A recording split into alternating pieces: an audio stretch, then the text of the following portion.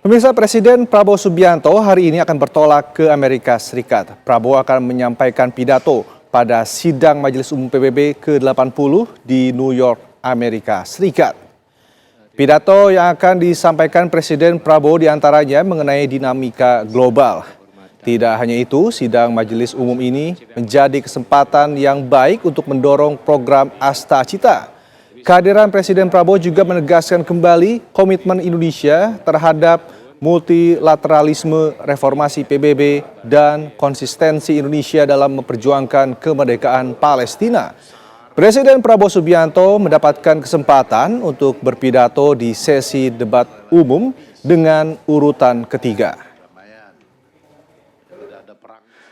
Kalau kita perhatikan teman-teman, ada beberapa prioritas. Saya tentunya belum bisa share mengenai pidato Bapak Presiden. Kita tunggu pada saat peluncuran, tapi yang sangat menonjol dan akan kita angkat antara lain tentunya dinamika global saat ini, termasuk barusan saja ada serangan terhadap satu negara berdaulat, ya, yaitu di Qatar. Pasti juga isu Palestina akan dibawa, dan tentunya kesempatan sidang Majelis Umum PBB menjadi kesempatan yang sangat baik untuk terus mendorong pelaksanaan program-program dan visi Asta Cita Bapak Presiden.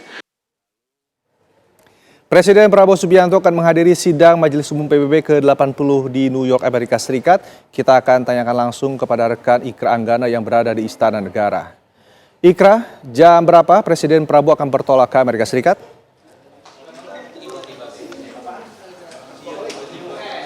Ya, selamat siang Rendra dan juga pemirsa. Untuk keberangkatan Presiden Republik Indonesia Prabowo Subianto ke Amerika Serikat, ini informasi dari Istana Negara Jakarta. Informasinya akan berangkat pada malam hari nanti. Pada pukul berapanya kami masih terus memantau agenda di Istana Negara. Namun yang jelas hari ini Presiden Prabowo Subianto meski akan bertolak ke Amerika Serikat, informasinya masih menggelar rapat terbatas bersama sejumlah Menteri Kabinet Merah Putih di Istana Negara ataupun Istana Merdeka Jakarta. Kami mendapatkan informasi bahwa sejumlah Menteri Kabinet Merah Putih tadi mulai berdatangan masuk. Namun Rendra, yang menarik bahwa di hari Jumat ini tadi ada beberapa pernyataan statement yang menarik dari Menteri Sekretaris Negara Prasetyo Hadi yang menyampaikan sejumlah isu-isu terkini, tepatnya di ruang press room, di mana ini juga salah satu bagian dari agenda istana yang cukup dapat menjadi headline dalam isu-isu terkini di seputar informasi di Istana Negara Jakarta. Dan untuk keberangkatan Presiden Prabowo Subianto sendiri ini memang tadi sempat kami tanyakan kepada Prasetyo Hadi bahwa Presiden Prabowo ini memang dijadwalkan akan berangkat nanti malam, namun masih menunggu lebih lanjut pada pukul berapa dan nanti apakah skemanya akan melaksanakan pidato terlebih dahulu, mengingat ini adalah kunjungan pertama kali Presiden Republik Indonesia ke dalam forum Perserikatan Bangsa-Bangsa yang ini merupakan salah satu forum sangat penting, di mana informasinya dari beberapa hari terakhir ini juga mencuat beberapa voting yang dilakukan oleh sejumlah negara yang tergabung dalam PBB untuk melakukan voting kemerdekaan negara Palestina. Ini adalah salah satu momentum yang sangat bersejarah dan akan kita saksikan bersama. Dan dari catatan ataupun informasi yang kami terima, nanti juga di Amerika Serikat Presiden Prabowo Subianto ini akan melakukan pidato kenegaraan atau menyampaikan pandangan-pandangan di hadapan para pemimpin dunia. Informasinya Presiden Prabowo mendapatkan nomor urut keempat nanti Rendra dan juga pemirsa untuk menyampaikan pandangannya bagaimana sikap Indonesia terhadap konflik geopolitik, terhadap isu ekonomi, dan apa saja yang akan dibawa demi menerapkan seperti itu ya, kalau kita lihat politik luar negeri Indonesia yang bebas aktif dan juga beberapa langkah-langkah pergerakan ekonomi Indonesia yang saat ini sudah mulai berani ditunjukkan bermain di circle ataupun di dunia internasional. Dan dari informasi yang kami terima nanti kita akan lihat bersama, terkhusus di momen sidang PBB kali ini infonya akan meratifikasi kemerdekaan bangsa Palestina. Sejauh kemarin ini sudah dilakukan voting sebanyak 142 negara lebih ini menyetujui kesepakatan antara untuk kemerdekaan Palestina, dan beberapa negara lainnya masih belum. Dan nanti kita akan lihat jalannya seperti apa. Kita akan terus informasikan kepada Anda. Untuk sementara saya kembalikan ke Rendra dan juga rekan-rekan di studio. Baik, terima kasih Ikra Angga, informasi langsung dari Istana Kepresidenan Jakarta. Pemirsa, Menteri Sekretaris Negara Prasetyo Hadi menyatakan Presiden Prabowo Subianto akan menghadiri sidang umum PBB pada suatu kehormatan bagi Presiden Prabowo dan bangsa Indonesia bisa menghadiri acara tersebut. Dan berikut pernyataan Menteri Sekretaris Negara Prasetyo Hadi. Ada undangan kepada Bapak Presiden untuk menghadiri sidang umum PBB di New York, dan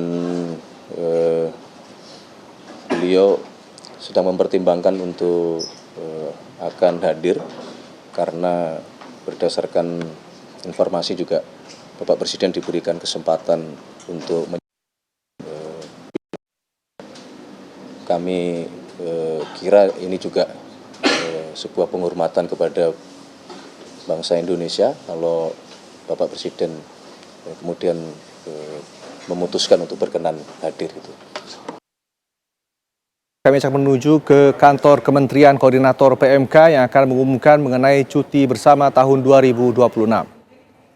Kita merujuk kepada peraturan perundangan yang berlaku, yaitu untuk tahun 2026 itu total hari libur itu adalah 17 hari. Saya kira tidak perlu saya ulang ya detailnya, kalaupun secara singkat mulai dari tahun baru Isra Mi'raj, tahun baru Imlek, hari raya, hari suci Nyepi, Idul Fitri, wafat Yesus Kristus, hari kebangkitan Yesus Kristus, hari buruh internasional, kenaikan Yesus Kristus, Idul Adha, hari raya Waisak, kemudian hari lahir Pancasila, 1 Muharram, tahun baru Islam, proklamasi kemerdekaan, Maulid Nabi Muhammad, dan kelahiran Yesus Kristus. Jadi totalnya adalah 17 hari. Sedangkan yang cuti bersama inilah yang menjadi pembahasan kami di lintas kementerian, di mana sudah disepakati dan sudah kita putuskan bahwa untuk tahun 2026 cuti bersama akan menjadi sebanyak 8 hari. Yaitu yang pertama adalah tanggal 16 Februari hari Senin itu berdampingan dengan tahun baru Imlek 2577. Kemudian cuti bersama yang kedua adalah tanggal 18 Maret hari Rabu, itu berdampingan dengan hari suci Nyepi atau tahun baru Saka. Kemudian yang ketiga, ini ada 3 hari cuti bersama berdampingan dengan hari raya Idul Fitri, yaitu pada tanggal 20, 23, dan 20 Maret 2026. Sekali lagi ini adalah rangkaian hari raya Idul Fitri 1447 Hijriah. Kemudian cuti bersama lagi pada tanggal 15 Mei, itu pada hari Jumat, berdampingan dengan hari kenaikan Yesus Kristus. Yang berikutnya tanggal 28 Mei cuti bersama pada hari Kamis, itu berdampingan dengan Idul Adha 1447 Hijriah. Dan terakhir pada hari Kamis tanggal 24 Desember 2026 ini berdampingan dengan kelahiran Yesus Kristus. Sebagaimana tadi yang sudah saudara saksikan, telah ditandatangani surat keputusan bersama mengenai hari libur dan cuti bersama tahun 2026, ditandatangani oleh Pak Menteri Agama, Ibu Menteri Pan-RB, dan Pak Menteri Tenaga Kerja. Sekali lagi dengan total hari libur nasional 17 hari dan cuti bersama sebanyak 8 hari. Saya kira itu yang bisa saya sampaikan. Mohon berkenan Bu Menpan, Prof. Menak, dan Pak Wamen bisa menambahkan. Terima kasih. Baik, terima kasih Pak Menko. Teman-teman sekalian, tadi sudah disampaikan ada cuti bersama tentunya. Cuti bersama ini juga berlaku untuk ASN dan nanti khusus untuk ASN karena memang perintah dari PP 11 nanti akan dikeluarkan Kepres tentang cuti bersama untuk ASN. Jadi ini akan menjadi dasar tanggal-tanggal yang penetapan cuti bersama untuk ASN. Sementara tambahan informasi demikian. Terima kasih. Jadi sangat adil ya. Islam 5 kali hari liburnya ya. Kristen dalam ini Katolik Protestan 4 kali. Kemudian Hindu 1 kali, Buddha 1 kali, Konghucu 1 kali. Jadi itu penyebarannya. Nah, di samping kanan kirinya tadi itu seperti dijelaskan Pak Menko, ada pemanfaatan hari-hari, istilahnya dulu ke hari kejepitnya itu ya. Terima kasih. Jadi mudah-mudahan semua pihak bisa lebih menikmati dan lebih menerima apa adanya. Seperti inilah yang terbaik untuk kita lakukan. Terima kasih. Terima kasih Pak Menko. Teman-teman media dari Kementerian Tenaga Kerja sudah bersepakat dan tim teknis dari kami dari Eselon 1 dan 2 sudah memutuskan dengan 3 kementerian ini akan sepakat 8 hari sebagai cuti bersama. Insya Allah ini berjalan lancar dan 2026 semua akan baik. Terima kasih. Terima kasih.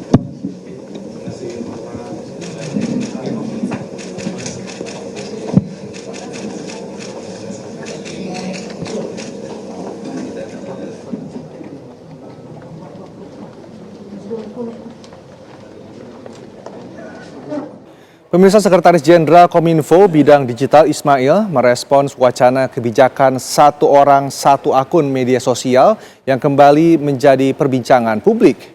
Banyak yang menilai wacana ini akan membatasi kebebasan berekspresi masyarakat di dunia maya. Namun demikian, Sekretaris Jenderal Kominfo bidang digital Ismail menegaskan bahwa wacana tersebut murni dilandasi oleh ikhtiar untuk menata ruang digital yang lebih baik. Menurutnya, kesempatan untuk bersembunyi di balik identitas palsu di dunia digital memunculkan risiko tinggi aksi penipuan, perundungan, hingga konten-konten yang melanggar hukum.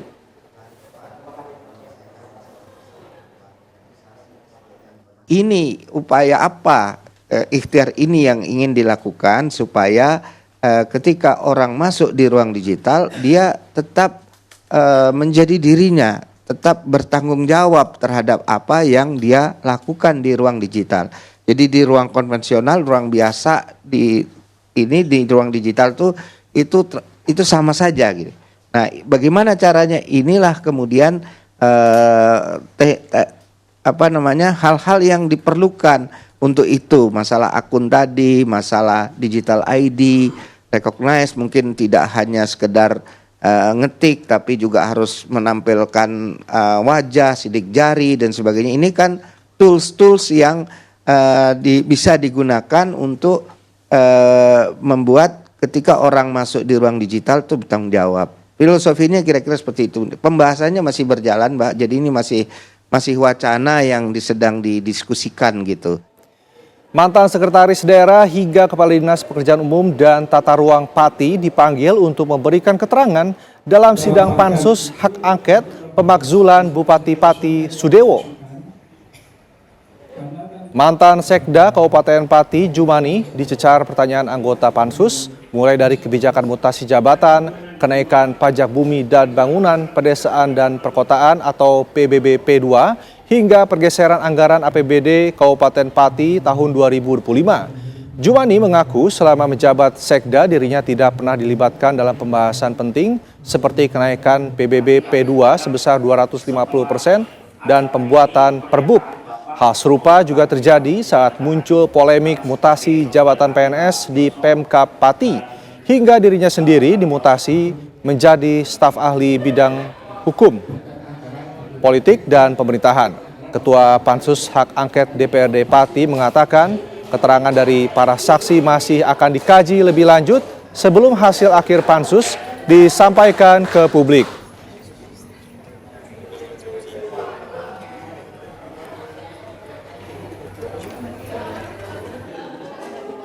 Pemerintah Provinsi Jakarta hari ini memberlakukan tarif Rp1 untuk layanan transportasi umum Transjakarta, MRT, dan LRT.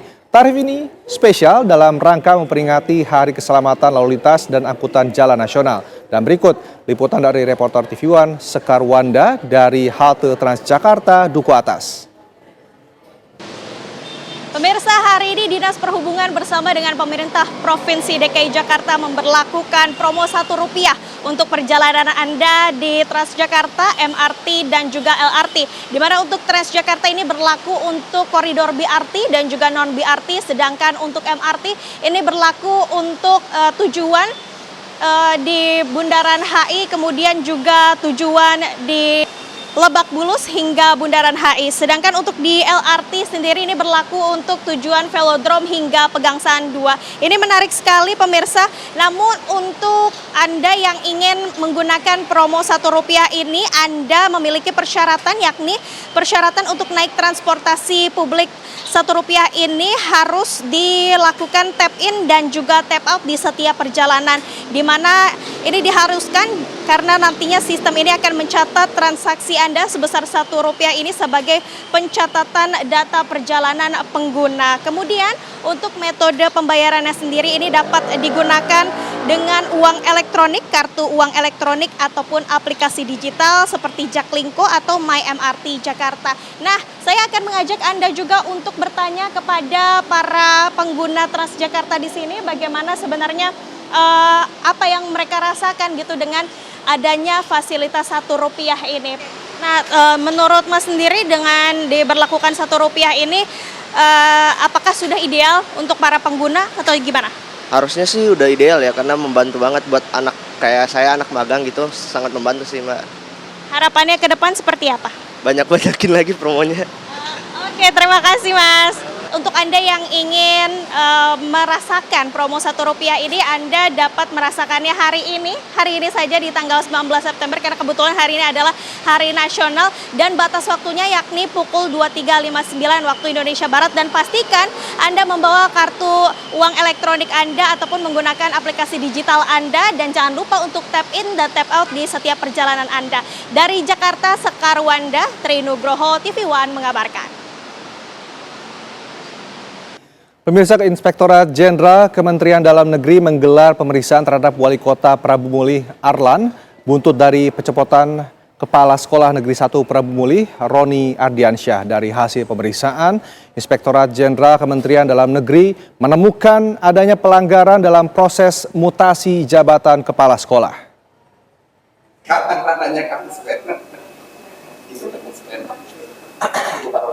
Inspektorat Jenderal Kemendagri memanggil Wali Kota Prabu Muli Arlan beserta Kepala SMP Negeri 1 Prabu Muli Roni Ardiansyah untuk dimintai keterangan.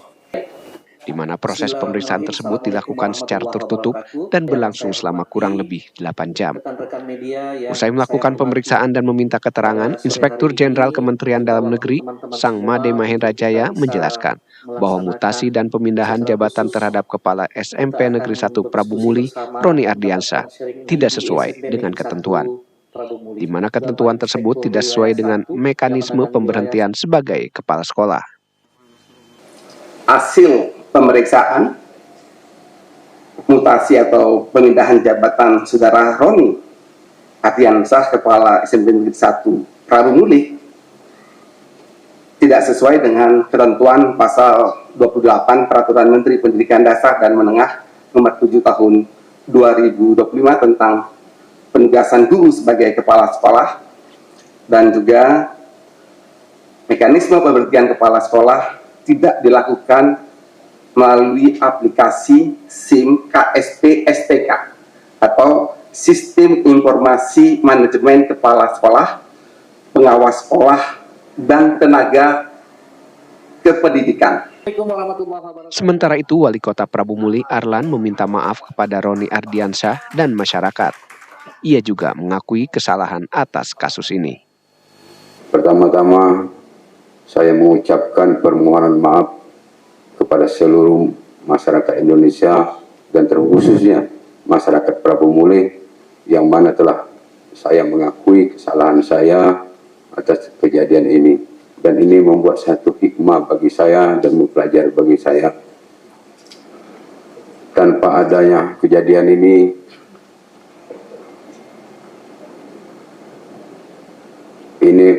membuat saya tidak bisa mengontrol diri. Dengan adanya kejadian ini saya ambil satu hikmahnya dan saya mengucap permohonan maaf kepada Bapak Roni, kepala sekolah SMP Negeri 1 yang mana atas kesalahan saya sudah menyadari. Roni Ardiansyah, Kepala SMP Negeri 1 Prabu Mulih mengaku pertanggal 17 September kembali menjadi kepala sekolah tersebut dan berharap semua bisa kembali berjalan normal. Satu hal yang luar biasa yang saya dapatkan karena hari ini juga dari kemarin juga Bapak Wali Kota Prabu Mulih dengan segala kerendahan hatinya telah bersilaturahmi ke rumah saya, kembali merangkul saya, dan alhamdulillah juga saya sampaikan bahwa masalah yang telah terjadi insya Allah telah selesai, dan juga dengan rasa haru dan bangga juga pada hari yang telah ditentukan bertepatan dengan tanggal 17 September saya telah dikembalikan kembali diantar langsung oleh yang mewakili daripada pemerintah Kota Prabu Mulih, Bapak Inspektur Kota Prabu Mulih berdampingan dengan Kepala Dinas Pendidikan Kota Prabu Mulih dan yang mewakili. Ini satu hal yang luar biasa bagi saya. Terima kasih, dan saya juga dengan segala kerendahan hati mohon maaf untuk mungkin hal yang sempat terangkat di media dan juga di media sosial, dan insya Allah saya berdoa untuk kedepannya saya lebih bisa baik lagi, saya bisa memperbaiki diri mungkin dengan kesalahan-kesalahan mungkin yang ada yang saya lakukan di luar kemampuan saya. Sebelumnya pencopotan secara mendadak Roni Ardiansyah sebagai Kepala SMP Negeri 1 Prabu Mulih menjadi sorotan di media sosial. Diduga pencopotan dilakukan usai kepala sekolah menegur anak kepala daerah setempat membawa mobil sendiri ke sekolah. Dari Jakarta, Yoga Kuspratomo, TV One mengabarkan.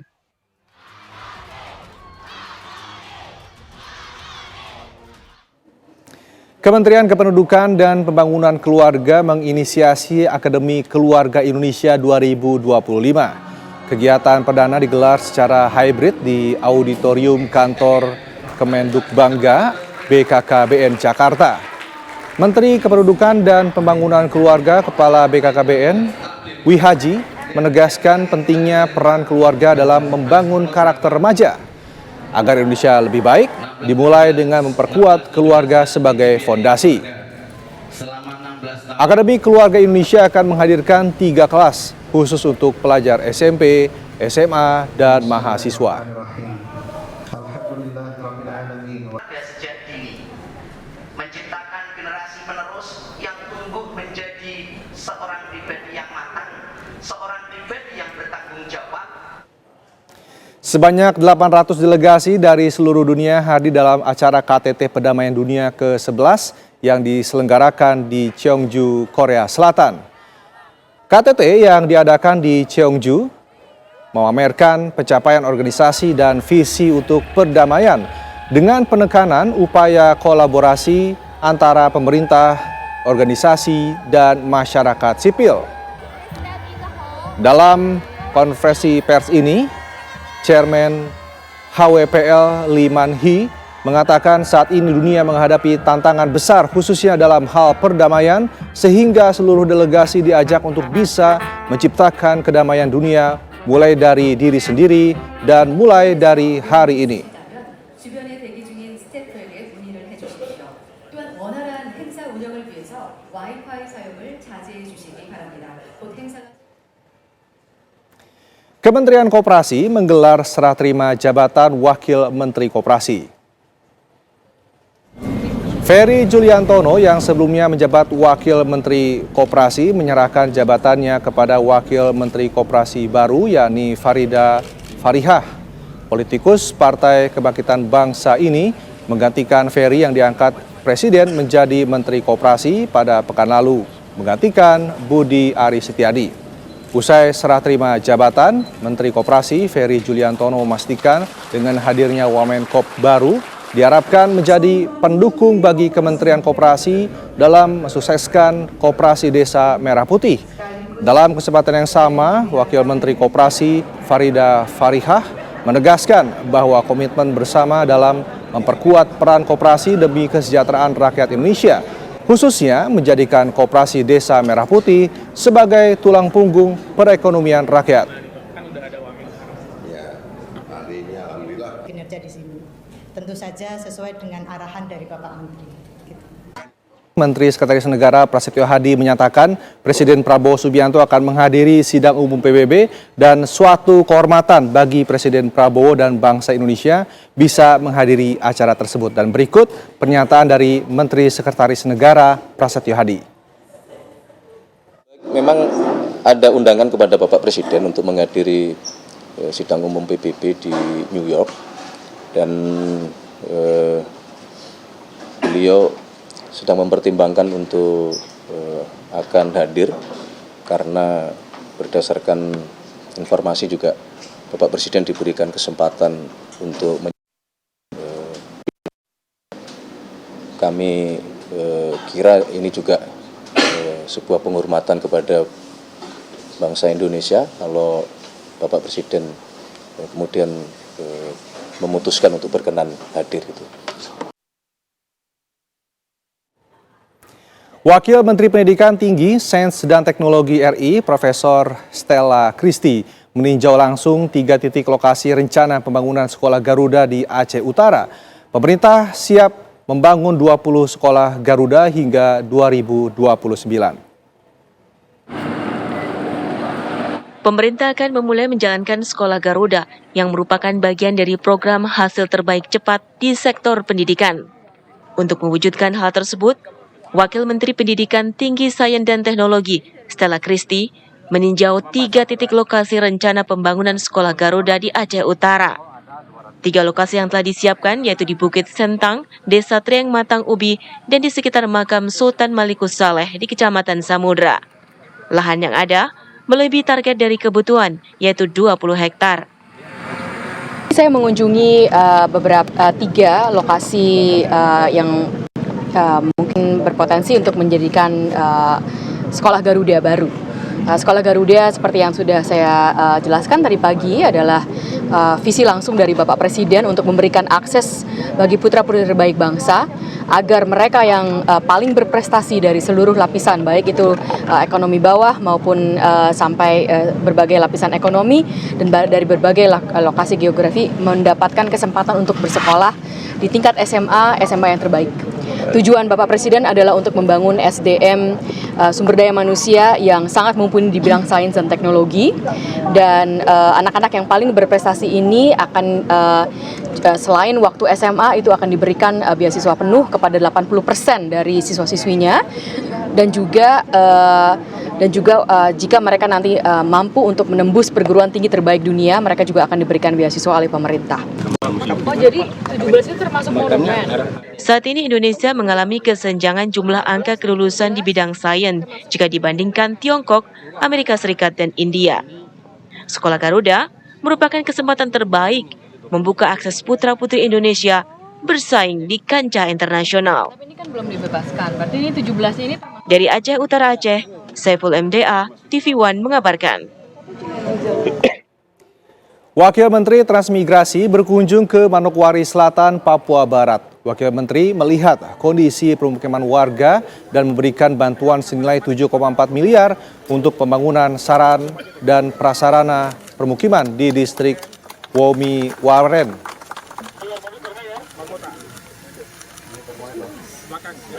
Wakil Menteri Transmigrasi Viva Yoga Mauladi berkunjung ke Manokwari Selatan, Papua Barat. Wakil Menteri didampingi oleh Gubernur Papua Barat, Domingus Mandacan, dan Bupati Manokwari Selatan, Bernard Mandacan, mendatangi Desa Abreso, Distrik Ransiki. Dalam kesempatan tersebut, Viva Yoga Mauladi memberikan bantuan senilai 7,4 miliar yang bersumber dari APBN tahun anggaran 2025.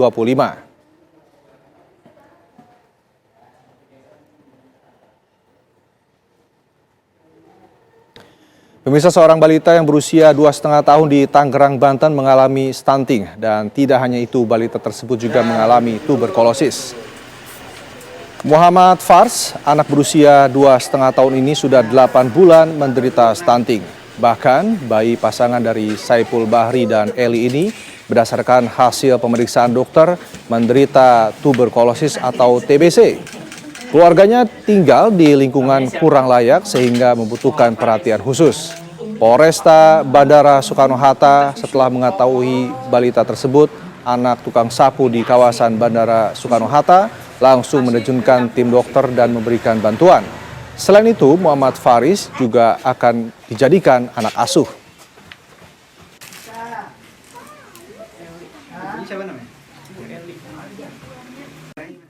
Berkunjung ke rumah saudara adik Firsa, di mana orang tuanya ini adalah bekerja sebagai cleaning service di area Bandara Suta. Tentunya tadi kita cek untuk terdapat gangguan kesehatan terhadap adik Firsa ini dan sudah dilakukan pengobatan di puskesmas. Kami dari Polresta Bandara Suta akan membantu untuk mengontrol dan membawa untuk pengobatan secara kontinu di puskesmas terdekat bekerja sama dengan Dokes Polresta Bandara Suta. Kita ke kabar lainnya, pemirsa. Istri ke-7 Presiden pertama Republik Indonesia, Soekarno, Yurike Sanger, meninggal dunia di sebuah rumah sakit di San Bernardino di Los Angeles, Amerika Serikat pada Rabu 17 September pukul 8 malam waktu setempat. Yurike mengembuskan nafas terakhirnya di usia 80 tahun. Sebelumnya, beliau pernah didiagnosa mengidap kanker payudara. Hingga saat ini pemirsa belum ada kepastian kapan dan di mana jenazah Yurike akan dimakamkan. Yurike Sanger lahir di Poso sekitar tahun 1945 dengan menikah dengan Soekarno pada tahun 1964. Saat itu Yurike masih berstatus pelajar dan pernikahan keduanya berlangsung hingga 1968. Meski hidup dalam bayang-bayang sosok besar proklamator, Yurike memiliki jejak pribadi yang tercatat dalam sejarah.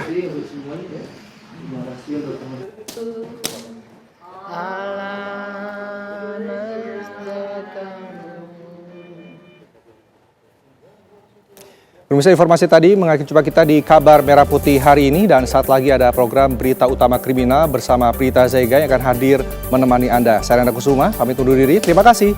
Sampai jumpa.